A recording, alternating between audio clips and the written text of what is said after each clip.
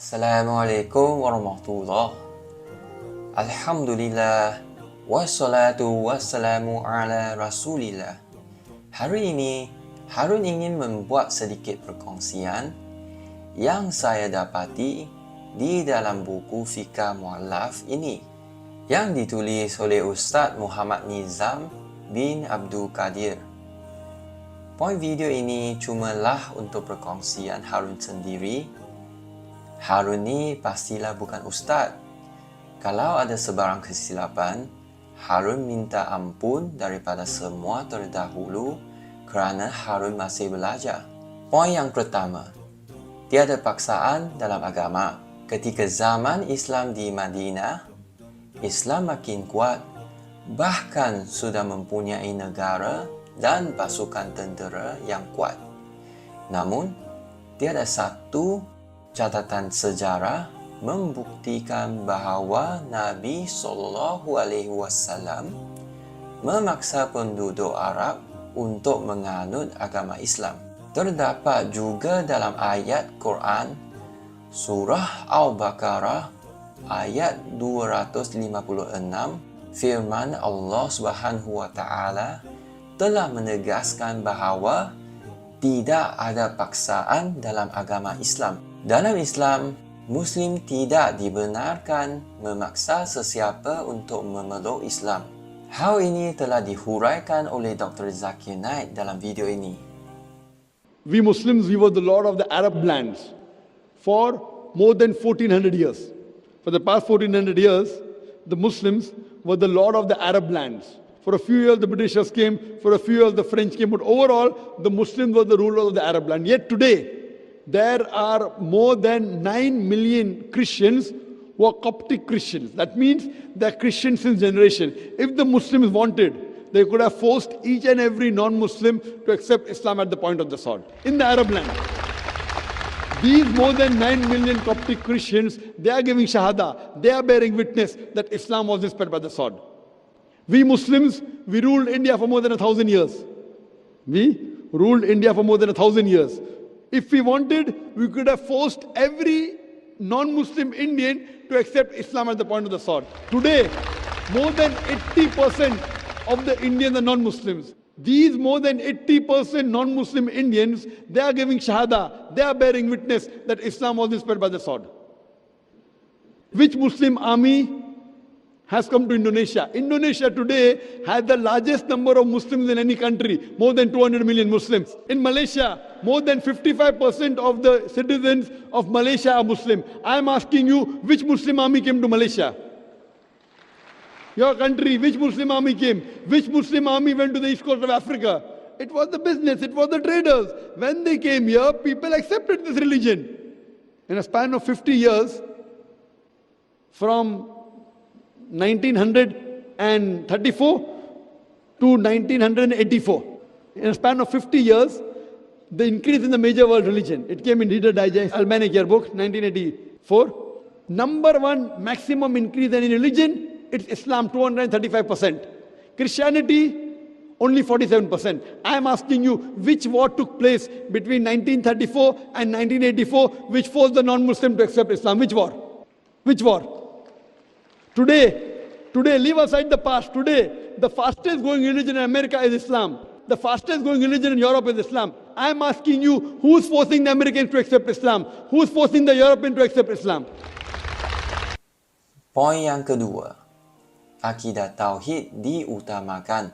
Mengikut hierarki keutamaan Islam, akidah tauhid berada pada kedudukan yang paling penting. Hukum hakam Islam seperti solat, zakat, puasa, politik, ekonomi dan sebagainya berada pada kedudukan selepas akidah tauhid. Malahan, dalam pengalaman saya sendiri, baru masuk Islam 1 bulan saja. Sebelum stabil dan masalah selesai, saya telah diajar berdakwah dan bertablik. Dan juga ada ustaz ajak saya masuk madrasah. Katanya dunia tak penting, duit tak penting. Pada pendapat saya, ya, akhirat sangat penting. Tetapi sebelum kita sampai akhirat, kita perlu melalui dunia dulu. Jadi, hal dunia juga kena jaga. Yang ketiga, membuat kajian tentang agama. Setiap agama mesti menyeru penganutnya kepada kebaikan. Bahkan Islam, Kristian dan Buddha semua ajak kita buat baik, tetapi mana satu yang benar? Kita bertanggungjawab berusaha untuk mencari kebenaran dan melakukan kajian. Ilmu adalah asas yang penting dan mencari kebenaran, dan tanpa pedoman ilmu, kegelinciran dan kesesatan akan lebih mudah berlaku. Dalam Islam, tiada masalah untuk sesiapa sahaja bertanya tentang Islam.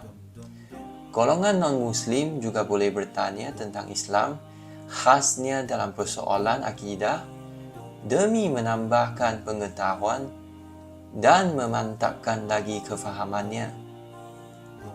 Lagi-lagi sebagai mu'alaf, apabila orang tertanya kenapa kita pilih Islam, kita mesti kena tahu jawab supaya tidak berasa sesat agama akibat tidak tahu menjawab pertanyaan. Di samping itu juga dapat berdakwah kepada non-Muslim. Seterusnya, adat dan budaya. Bab ini dibahagikan kepada dua bahagian. Adat budaya yang bertentangan dengan Islam dan tidak seharusnya dipraktis oleh Muslim, dan adat budaya yang tidak bertentangan dengan Islam, adat budaya yang boleh dipraktikkan oleh Muslim. Adat budaya yang bertentangan dengan Islam adalah seperti Kristian punya Christmas, Taoism punya Night Emperor God Festival, dan Hinduism punya Thaipusam. Ketiga-tiga ini merupakan contoh perayaan yang berkaitan dengan dewa dan Tuhan selain daripada Allah, dan tidak seharusnya disambut oleh Muslim. Manakala adat minum teh semasa majlis perkahwinan kaum Cina dan adat menerima angpau semasa raya Cina yang tidak berkaitan dengan dewa atau Tuhan, maka ia tidak bertentangan dengan Islam dan dibenarkan untuk menyambut. Bab yang seterusnya adalah keharusan bagi bukan Muslim untuk mengkaji Islam dan keharusan bagi bukan Muslim membaca Al-Quran. Seperti yang diceritakan dalam buku, penulis mengalahkan non-Muslim supaya mengkaji Islam dan membaca Al-Quran. Tetapi hakikatnya, non-Muslim langsung tak berminat untuk belajar tentang Islam. Jadi, kita sebagai Muslim sepatutnya memupuk minat, bersabar dan berusaha berdakwah kepada non-Muslim. Usaha berdakwah, kita tidak boleh menafikan satu tokoh yang hebat di Malaysia, iaitu Brother Lim Jui Sun. Dan Harun ingin mengakhiri video hari ini dengan cara dakwah Brother Lim kepada masyarakat non-Muslim. Assalamualaikum. Tanpa ilmu perbandingan agama, sangat susah kita nak menyampaikan dakwah.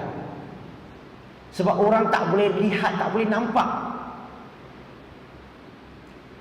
Boleh tak saya bagi contoh? Saya bagi beberapa contoh perbandingan agama dengan satu syarat, kamu semua tak boleh ikut. Setuju ke tak setuju? Tak setuju saya tak nak cakap. Biasa tak penceramah uduk kamu semua? Tak biasa di kali pertama. Setuju ke tak setuju? Setuju, okey, bagus. Kenapa saya kata jangan ikut? Sebab saya hantar beberapa orang anak saya belajar di dalam gereja. Saya rasa kalau saya suruh buat pun you tak beranilah. Betul tak? So tujuannya saya bawa hantar anak saya belajar di dalam sekolah gereja. Tujuannya saya nak berdakwah kepada orang gereja tu. Sebab mereka ni orang yang baik-baik, tapi Islam tak sampai. Saya tak tahulah bilakah ulama-ulama mau pergi dakwah kat mereka dalam gereja. Saya pun tak tahu bila mufti-mufti mau pergi berdakwah. Ustaz-ustaz, ustaz-ustaz tak tahu bila mau pergi. Mungkin mereka pergilah secara senyap-senyap ke. Tapi bagi saya, bila saya ada peluang, saya nak berdakwah kepada mereka. So saya pun hantar anak saya pergi daftar dan belajar. Saya masih ingat lagi semasa saya hantar anak pertama saya pergi daftar, Cikgu tu pening. Yang nak daftar tu pening. Tengok nama saya Lim Jui Sun. Nama anak Ling Ming Fu. Isteri perempuan Melayu pakai tudung. Dia tengah pening. Siapa yang murtad? Saya cakap dengan cikgu Cina tu lah, gereja tu. Cakap sebenarnya kami ni beragama Islam. Dia pun tanyalah macam kamu tanya. Apa pasal tak ada nama Islam? Betul. Saya jelaskan kepada dia apa maksud nama Islam. Akhirnya dia kata, oh, itu maksud nama Islam. I see. Oh, maksud Islam boleh kekalkan nama. Boleh. Nak tukar nama pun boleh, nak kekal nama pun boleh. Yang penting nama itu mestimu tak boleh ada unsur syirik. Dia mestimu mempunyai makna yang baik. Oh, dia kata, betul tak? Cakap betul. Tapi cikgu penting cikgu. Lain kali cikgu mau masuk Islam, cikgu pun tak payah tukar nama lah. Kekalkan nama Cina. Ini royal buruk. Tapi yang penting tu, isu masuk Islam tak perlu tukar nama. Yang mereka kali pertama dengar, cikgu tu, huru hara satu gereja. Dia pergi sampaikan kepada cikgu-cikgu lain. Wah, banyak cikgu kata, saya tak percaya. Melainkan saya tengok IC dia. Macam-macam. 2-3 minggu huru hara dalam gereja. Saya rasa itu satu dakwah yang bagus. Saya sudah dapat menyelesaikan satu salah faham yang mereka terhadap agama Islam. Okey, so bila dah anak belajar kat situ, mula-mula 2-3 bulan saya tak cakap Islam. Budaya teruskan ke atau berhenti? Teruskan. Mula-mula 2-3 bulan saya tak cakap Islam. Sebab apa tahu? Dalam Islam, kalau nak berdakwah, no demand, don't supply. Faham tak? No demand, don't supply. Kalau orang tak tanya, jangan cakap. Mungkin kamu akan tanya, Lim, kalau dia sentiasa tak tanya, maka tak payah dakwah lah. Tak. Kalau dia tak tanya, create the demand. Macam mana create? Bila saya berkawan dengan mereka, borak-borak, sering kali bila mereka tanya sesuatu, ada mengenai tentang ada kena mengena dengan agama Islam aja, saya cuba tepis, elak, buat macam tak tahu. Kalau jawab 70%, simpan 30%. Sebab saya nak buat dia tak tahan. Saya nak buat dia haus. Saya nak buat dia tanya. Selepas 2-3 bulan, pengetua sudah tak boleh tahan. Datang jumpa saya. Dia kata, Brother Lim, boleh tak saya tanya sikit? Saya kata tak boleh. Mau tanya-tanya banyak. Dia kata apa? Dia kata, I tengok you ni agak terpelajar, Lim. Tapi kenapa kamu pilih agama ini? Wah, cara dia cakap macam Islam sangat teruk. Saya pun jawab balik, saya pilih agama ini sebab saya nak ikut Jesus Christ. You pening tak? Pening kan? Dia pun pening. Nampak? Kamu semua sama. Saya nak selesai kamu dulu. Dalam Islam, kita beriman tak kepada semua Nabi? Daripada Nabi Adam AS hingga Nabi Muhammad SAW. Kita beriman ke tidak? Beriman. Semua Nabi beragama Islam tak? Semua Nabi kita kena beriman tak? Beriman tak? So sekarang ni saya beriman kepada Nabi Isa AS. Saya nak ikut Nabi Isa AS. Sebab Nabi Isa AS Muslim, saya mau menjadi Muslim. Ada masalah tak? Tak ada masalah. Sebab Allah berfirman dalam Quran, dalam surah Ali Imran surah ketiga ayat 64. Qul ya ahlul kitab ta'alau ila kalimatin sawa'in bainana wa bainakum. Allah suruh kita katakanlah kepada ahli-ahli kitab, marilah kepada kalimah yang persamaan antara kami dan kamu. Saya tahu saya gunakan hujah di sini. Cari kalimah yang persamaan. You percaya Jesus, I pun percaya Jesus. Faham tak? So you semua tak ada pening lagi lah. Saya masuk Islam sebab nak ikut Isa AS. Sebab dia Muslim, saya jadi Muslim. Tapi dia Kristian, dia pening tak? Dia pening. Ayo, we Christian believe in Jesus. You Muslim Muhammad. Dia punya otak fikir macam ni lah. But he say he embrace Islam, want to follow Jesus Christ. Ayo, pening. Dia pening. Saya cakap dengan pengetua, actually Jesus Christ is a Muslim. Dia kata no way. Dia kata Quran say so. Quran kata dalam surah Al-Imran surah ketiga ayat 52. Kita harus jawab apa? Itu Quran. Kita tak percaya Quran, kita percaya Bible. Ya ke? Dalam Bible, Jesus Christ, Nabi Isa AS juga dakwa dirinya Muslim. Dia cakap, mana ada? Saya minta dia buka Bible. Gospel of John, chapter number 5, verse number 30. So dia buka Bible tu, John 5:30.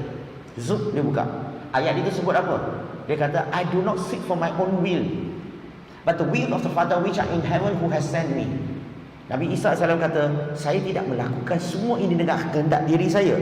tetapi mengikut kehendak Allah yang mengutuskan saya. Muslim berarti kita melakukan sesuatu bukan mengikut kehendak diri, tapi kehendak Allah. So mengikut Bible, Nabi Isa AS tu Muslim. Selepas saya tunjuk ayat ini, pengetua dia buat tangan macam ni. Tangan macam ni ada dua maksud tau. Maksud yang pertama sejuk. Maksud kedua defensif. Tahu tak defensif? Dia bila orang buat macam ni, maksudnya dia tak berapa nak cakap. Dia sudah tak selesa nak cakap. So bila orang tak selesa nak cakap, kita jangan cakap lagi. So dia buat macam ni, saya pun buat macam ni, sama. Nasib baik tak ada orang satu lagi diri kat belakang buat macam ni. Tahu tak kalau 3 orang buat macam ni, kita dapat KRU. So saya pun cakap dengan pengetua lah, tak apa, kalau you tak bersedia dan cakap, tak apalah, lain kali baru cakap. Itu pengetua ingatkan saya merajuk. Dia ingatkan saya merajuk. Dia kata cakaplah, cakap. So saya minta adalah, bukalah kitab kamu. So dia pun bukalah kitab. Saya minta dia buka Bible ya. Gospel of Luke chapter 2 verse 21. Dia buka. So dalam Bible sebut apa? Nabi Isa AS ayat itu disebut he was circumcised. Dia telah dikhatankan when he was 8 days old. Selepas dia dilahirkan 8 hari, dia telah dikhatankan. Saya tanya pengetua, hari ini mana satu penganut berkhatan macam Nabi Isa AS? Mana satu penganut ikut Nabi Isa AS? Orang Islam ke orang Kristian? Dia jawab, dia tunduk kepala, jawab slow-slow. Dia kata orang Islam. Saya pun jawab slow-slow dalam hati saya, 1-0. Saya minta dia buka kitab lagi Bible. Dia buka lagi Gospel of Luke chapter 4 verse 2. Dia buka Zoom. Dalam Bible sebut apa? Dia sebut Nabi Isa AS berpuasa. Dia tak makan daripada pagi hingga petang. Dia berpuasa selama 40 hari. Dia berpuasa. Saya tanya pengetua tu, hari ini penganut mana satukah yang berpuasa macam Nabi Isa AS, tak makan daripada pagi hingga petang? Saya tanya orang itu mana tu? Orang Islam ke orang Kristian? Dia kata orang Islam. 2-0. Saya minta dia buka Bible lagi. Gospel of Luke chapter 24 verse 36. Dia buka Zoom. Dalam Bible sebut, ayat itu sebut Isa AS setiap kali bila dia nampak penganut-penganutnya atau pengikut-pengikutnya, perkataan yang pertama keluar pada mulanya adalah Shalom alaikum. Shalom alaikum. Jawabnya alaikum shalom. Assalamualaikum. Waalaikumsalam. Nabi Isa AS bagi salam, pengikut dia jawab salam. Tapi saya tanya pengetua hari ini mana satu penganut yang hulu hilir nampak sesama penganutnya bagi salam, jawab salam? Orang Islam ke orang Kristian? Dia kata orang Islam. 3-0. Tahu tak kalau main bola kena 3 biji panggil apa? Hat-trick tau. Betul tak? Saya bagi dia bonus lah, member punya pasal. Saya minta dia buka Gospel of Matthew chapter 26 verse 39. Dia buka Zoom. Dalam Bible sebut apa? Dia sebut Nabi Isa AS bila dia sembahyang, dia sembah Allah, dia solat, dia sujud, dia tak dahi ke atas lantai. Ayat Bible sebut and he walk a little further. Dia jalan beberapa langkah ke depan, and he fell on his face on the ground. And dia sujud letak dahi ke atas lantai. And dia bacalah, dia ajak anak-anak murid dia macam mana nak solat. Dia kata, oh my Father in heaven, if it is possible, let this cup pass away from me, not as I will, but as thou will. Dia kata, biarlah malapetaka ini pergi daripada aku. Bukan kerana aku, tapi kehendak kamu. Maksudnya mengikut ayat ini, Nabi Isa AS sentiasa mengikut kehendak Allah. Sentiasa tidak melakukan apa-apa mengikut kehendaknya, tapi kehendak Allah. Maksudnya dia adalah Muslim. So saya tanya pengetua, hari ini mana satu penganut solat atau sembahyang lah, saya gunakan sembahyang dia senang faham, sujud macam Nabi Isa AS? Orang Islam ke orang Kristian? Dia kata orang Islam. Tapi kali ini laju sikit lah, orang Islam. Brother Lim, saya ada hal penting mau balik office. Kali ini laju sikit. Dia ada hal penting nak balik office. Bukan nak balik office kot, dia pening sebenarnya. So dia pun balik office 2-3 jam. Kemudian dia keluar balik, dia cakap dengan saya, Brother Lim, sorry lah, saya rasa saya tak boleh cakap dengan you lagi. Saya kata, apa masalahnya? Dia kata, saya takut saya cakap lagi, saya akan ikut agama kamu. Siapa yang goyang sebenarnya? Halo.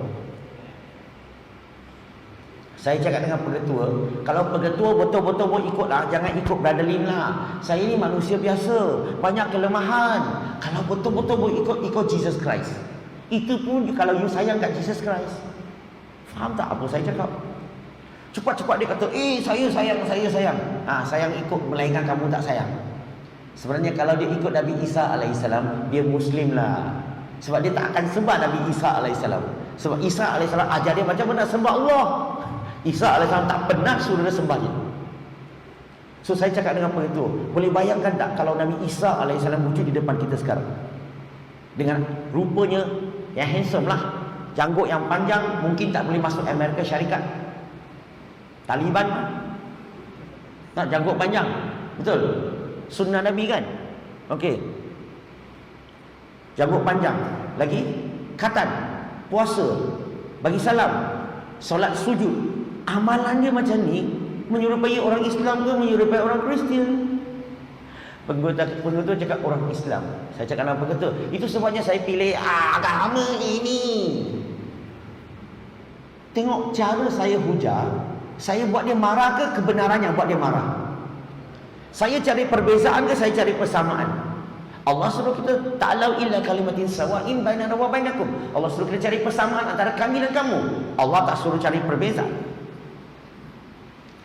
Dengan cara macam ni, sangat mudah saya nak bawa orang kepada Islam. Walaupun pengetua ni belum daftar masuk Islam, tapi dia sudah lama buat dakwah. Sejak hujah hari itu, dia mula buat dakwah. Dekat sekolah gereja tu ada seorang perempuan Melayu beragama Hindu. Sebab dia pengetua mah, dia ada rekod mah. So dia cakap dengan saya, Lim, you tolong dakwahkan perempuan Melayu ini. Dia asalnya Islam tau, tapi tak tahu macam mana boleh jadi agama Hindu. You tolong dakwah kat dia. Wah, bagi arahan kepada saya. Kurang asam. Alhamdulillah, jumpa perempuan Melayu itu 3 kali, dia masuk Islam. Lepas tu dia bawa seorang lelaki Cina lagi. Lim, you tolong dakwahkan dia. Dia ni bukan rumah banyak patung berhala, banyak syirik. Wah, banyak syirik pula. Nak dakwah kepada lelaki Cina ni sangat susah. Sering kali kena jumpa dia, dan tidak kurang daripada 6 bulan dakwah. Alhamdulillah dia masuk Islam. Dan lagi dia ada bawa 4 lagi. Semua 6 orang masuk Islam. Ini pengetua belum daftar masuk Islam tau. Belum pergi jabatan daftar. Sudah bawa 6 orang masuk Islam. Kamu semua daftar ke belum? Satu orang sudah bawa berapa orang masuk Islam? Berapa ratus? Inilah cara saya buat dakwah, cara perbandingan agama.